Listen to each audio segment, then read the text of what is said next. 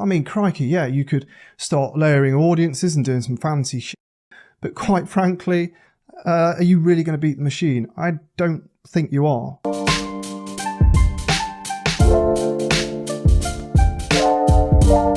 You have search terms that are converting and then you add them and they no longer convert, or they simply don't convert as well, i.e. they spend more money but the cost conversion goes up because the conversion volume isn't there. This is what I call the broad match paradox. Just give it a name. AKA, why are my broad match keywords outperforming my exact match keywords? Ed, people like you for years have said exact match keywords are the way to go. Yes, that's true, but go back and watch the start of the video. Auction. Anyway, broad match paradox. So what's happening here, particularly with smart bidding, is that Google has way more data points in the auction, in the bidding, which is why it's better than manual bidding, and manual bidding is dying a death. And we have to trust that this machine learning, this automation is amazing and does the job for us. But this is actually a glimpse into it doing its job. So you've got your exact matches, your phrases and your broads. This is more typical behavior of a broad.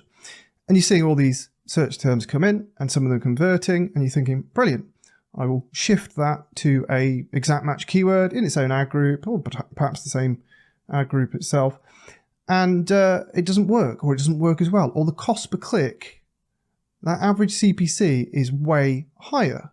This is the automation dipping you in to the auction at the right moment. Google has got all the data. They say, this person is more likely to convert against that search term at this moment in time, but the next person to search that might not convert, and the person after that. And the problem is there's 10,000 people behind them, and we know that there's 17 right now, again, against these data points that are going to convert. I'm being explicit. It doesn't work like that, but I'm being explicit, for example.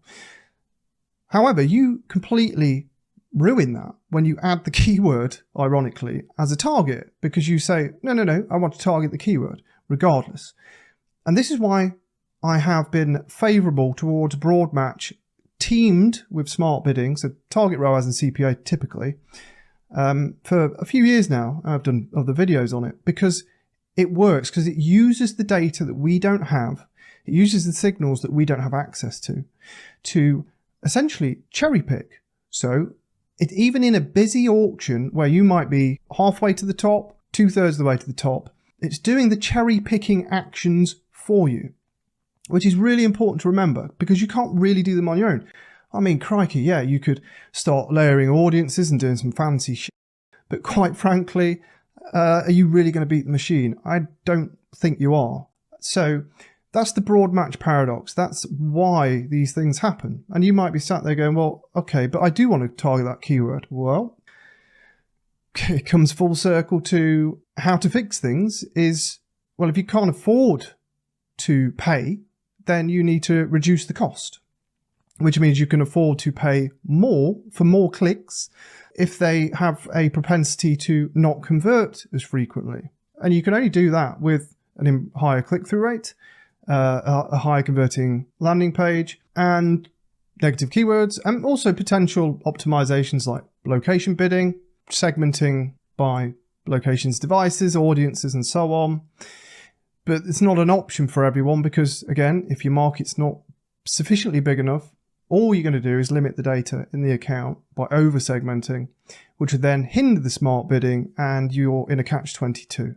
So I think the key takeaways here are understanding why things happen, what's going on in the background that you perhaps haven't thought about or hadn't considered or didn't even realize. And don't assume because Google is giving you this impressions number, this reference number, oh, there's 1 million people available for you, that you can A, get in front of them all, and B, do it at a cost conversion that suits your business or your client's business.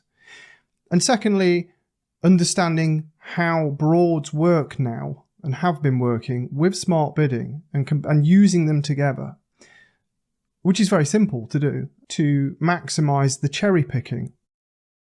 It's caveat time. I don't want you to misconstrue what I'm saying here.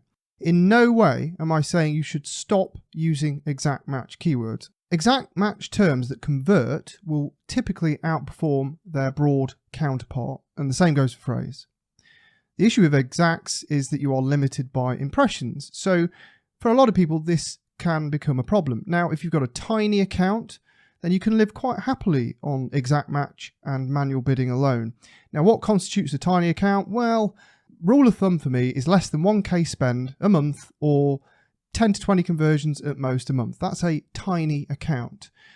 You might find small accounts spending, say, a few grand a month can live on exacts too, but typically they will start to see restrictions in the volume. So if you need more volume, then this is where you have to start leaning on the broads. And this is where the broad and smart bidding gives flexibility in the form of the cherry picking and that additional volume. So I just wanted to clear that up.